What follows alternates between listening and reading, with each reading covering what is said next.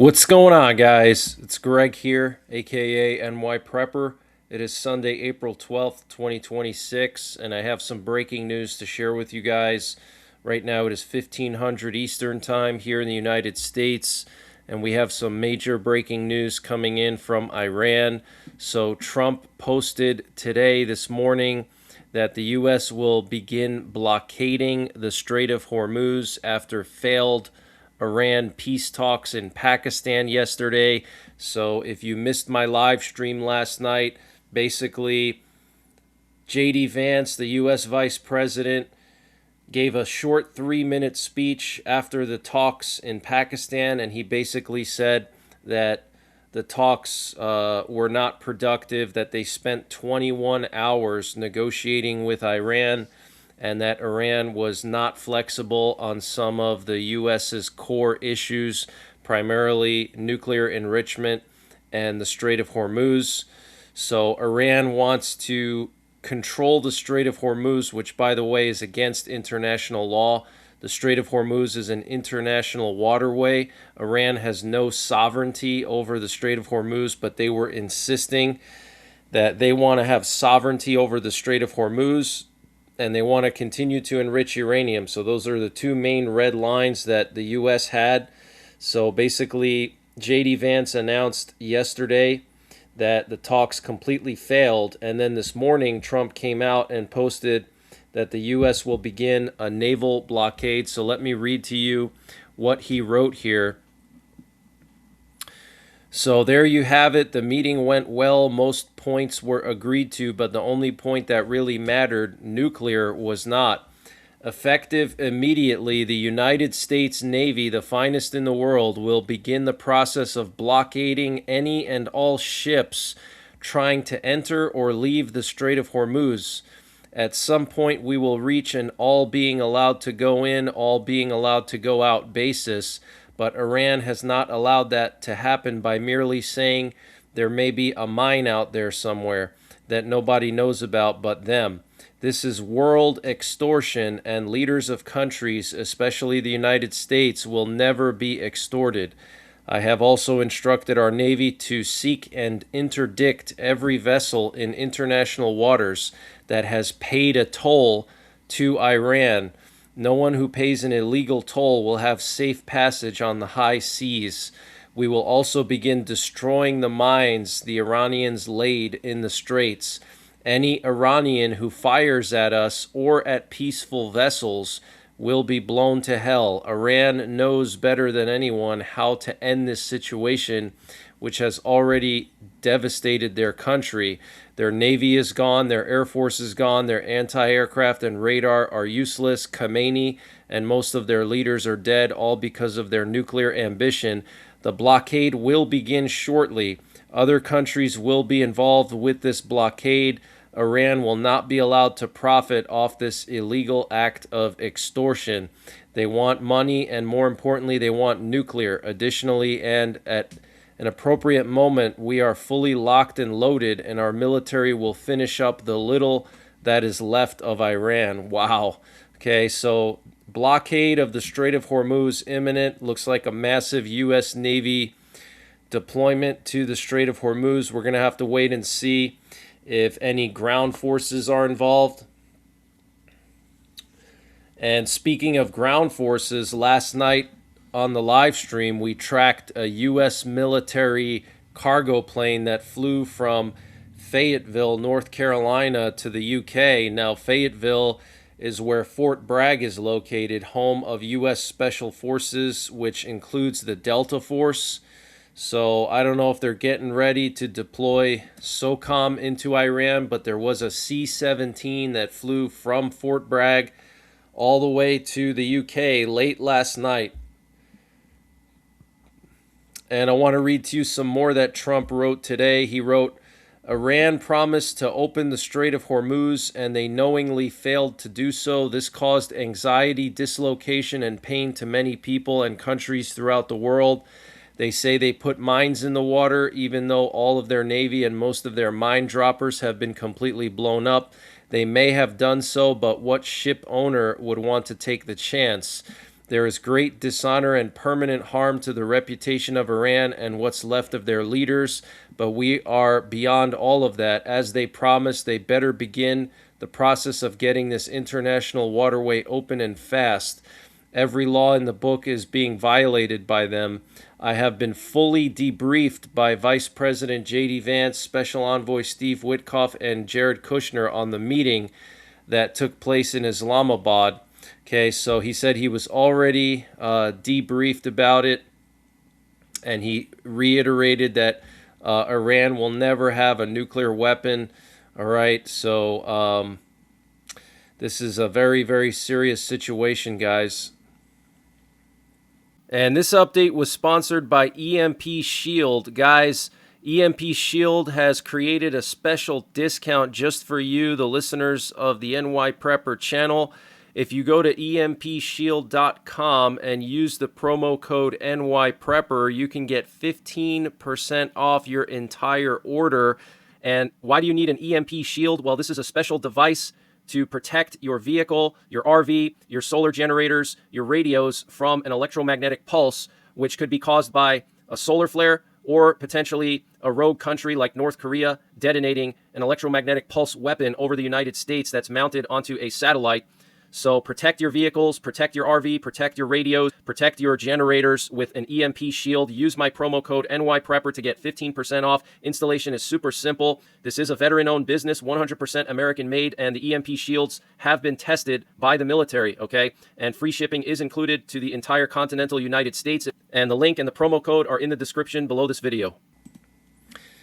And I want to just play some sound clips of Trump this morning on Fox News talking about the situation, so take a listen.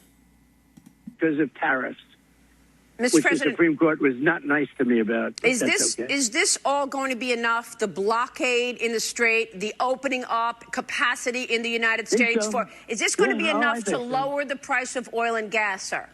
Well, it's going to be eventually. It's going to be lowered. No, it might not happen initially, but it's going to go down.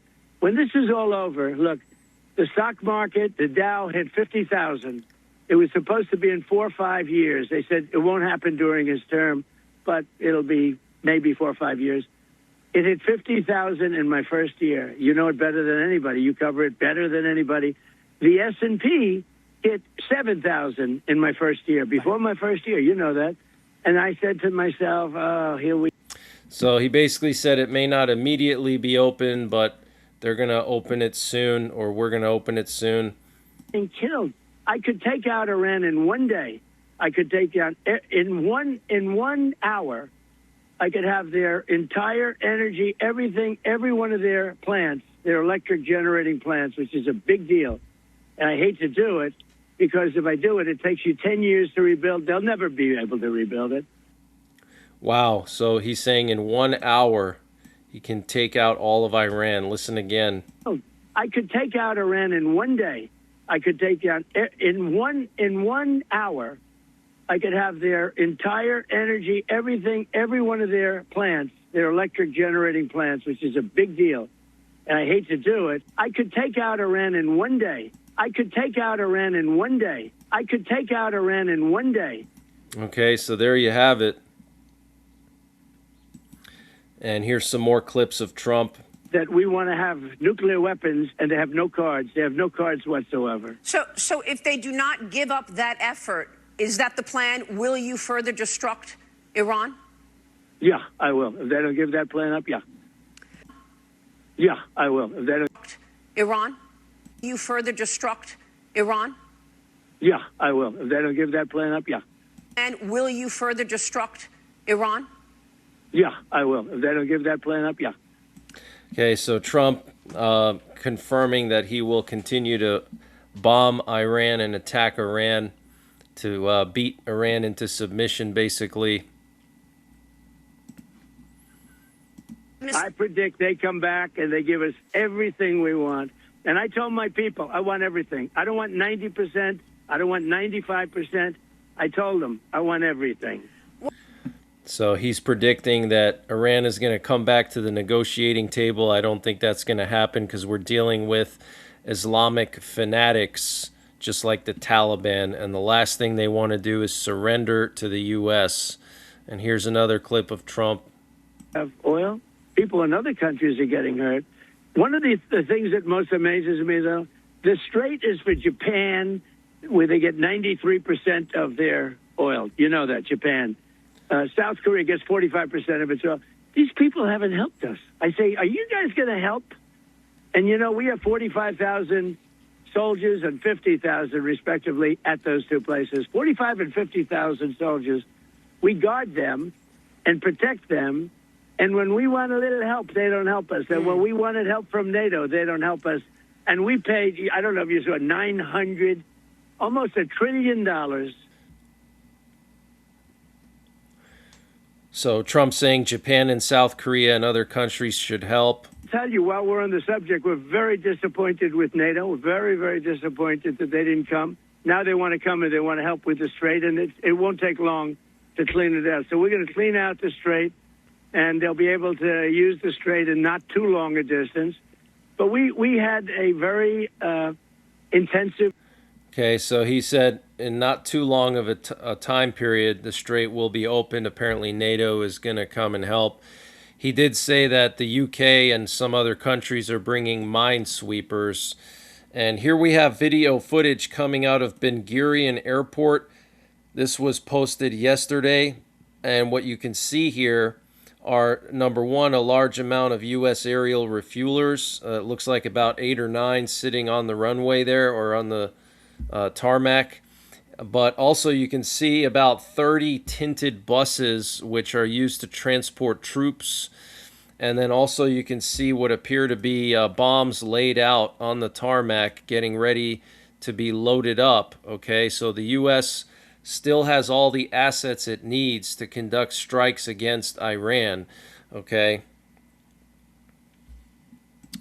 And I wanted to update you guys on the elections in Hungary. So critical elections in Hungary right now. It's going to determine if Hungary is going to remain pro-Russian or become pro-European. And as of right now, voting has ended in Hungary, and apparently over 78% of the population turned out to vote, which is well above the previous record in 2002 of 73%. Okay, so 5% more voter turnout than the record in 2002. So this is very serious. People want a change in Hungary. They're tired of Hungary being pro-Russian, essentially. And looks like Viktor Orban's party, as of right now, is losing badly. So this is going to have a huge impact on European politics. And the Iranian state media reported yesterday, citing Iranian officials, that Iran has no plans for another round of negotiations with the United States. And the Israeli Chief of Staff, Eyal Zamir, issued orders to the Israeli army to go on high alert and prepare for the possibility of a return to military confrontation with Iran in a short period of time, following the collapse of negotiations between the U.S. and Iran in Pakistan. And Israel is preparing to renew the war in Iran with an intent to strike national infrastructure and energy reserves throughout Iran, according to Khan News. And Iran refused to surrender its stockpile of enriched uranium during negotiations with the United States yesterday. And the IRGC saying that the Strait of Hormuz is closed and will remain closed. Trump only has one choice, which is to surrender to our demands. Wow. Okay, so Iran thinks that we're going to surrender and that they're going to control an international waterway. It's not going to happen, okay? But they're basically mocking Trump. And the Turkish president said yesterday that Turkey will join the war against Israel if the Iran war continues. Okay, so that is very concerning. And that is biblical, guys. The Bible does say that Turkey and Iran and a lot of the Middle Eastern countries will join forces to strike Israel. And Netanyahu said yesterday that there is still enriched uranium in Iran. It must be taken out, whether it will come out by agreement or it will come out in other ways. So he's basically saying that Israel is never going to accept Iran having enriched uranium. And no matter what the U.S. agrees to with Iran, Israel will not allow them to have enriched uranium. He also said the campaign against Iran is not over. We still have more to do. Wow. And Iranian state media Tasnim News says the Strait of Hormuz and nuclear enrichment were not even discussed in the talks, and those were the two main issues for the United States. Iranian media, citing sources familiar with negotiations, say the Strait of Hormuz and nuclear enrichment are non-negotiable, and Iran refused to reopen the Strait of Hormuz without a permanent peace agreement during negotiations, okay? And Trump told reporters outside the White House yesterday that China will have big problems if it ships arms to Iran. And this came just a day after reports surfaced that China was going to be sending Iran anti-aircraft weaponry during this ceasefire period. Well, it doesn't look like they're going to have the time. And the IRGC Navy said any attempt by military vessels to pass through the Strait of Hormuz will face a firm response. Wow. And Saudi Arabia says that their east-west oil pipeline is now back up to full capacity of 7 million barrels a day. They said that they had successful efforts in restoring the full pumping capacity, and that's because Iran struck one of the pumping stations. I think it was a week ago or 2 weeks ago. They hit a pumping station, and that slowed the flow of oil through that east-west pipeline. Okay, so that is the only thing right now that's moving oil through the Middle East, is just that one pipeline that goes across the middle of Saudi Arabia. If Iran launches enough missiles and drones and tries to take that out, our oil prices could go, 2 to 3 times what they are now, okay? So make sure you guys are getting prepared. And finally, I wanted to just show you this massive movement of C-17s again last night. More C-17s coming in from the U.S. into Ramstein, and then more going down to the Middle East, various bases in Jordan, Kuwait, Saudi Arabia, Qatar. Okay, these are military cargo planes, so it does appear that the U.S. is preparing for round 2 with Iran. But that's the latest breaking news that I have. I might be back later on tonight with a live update or another video update. And until then, take care, God bless, and don't forget the 3 Ps. Prepare, practice, and persevere. And before I continue with the breaking news, I wanted to mention the sponsor for this update, which is Matt Hat Jerky. Guys, if you're a beef jerky lover like myself, you got to try Matt Hat Jerky. This is the best beef jerky I've ever had. I personally met the owner of this company at SHOT Show, and he's actually local to Pennsylvania. This company has an interesting story behind it. He founded this company when he was 11 years old. Yeah, that's right, 11 years old. He's now 19, and he makes gourmet beef jerky, the best jerky I've ever had. He's got over a dozen different flavors, and it's all sourced with U.S. beef, so no foreign beef, no nitrates, and no MSG. So it's all natural American beef jerky. And if you use my promo code NYPrepper, you can get 15% off your entire order. And you got to go to matthatjerky.com. And I'm going to leave a link in the description down below. That's matthatjerky.com. One word, matthatjerky.com. Use my promo code NYPrepper to get 15% off your entire order. And the link and the promo code are in the description down below.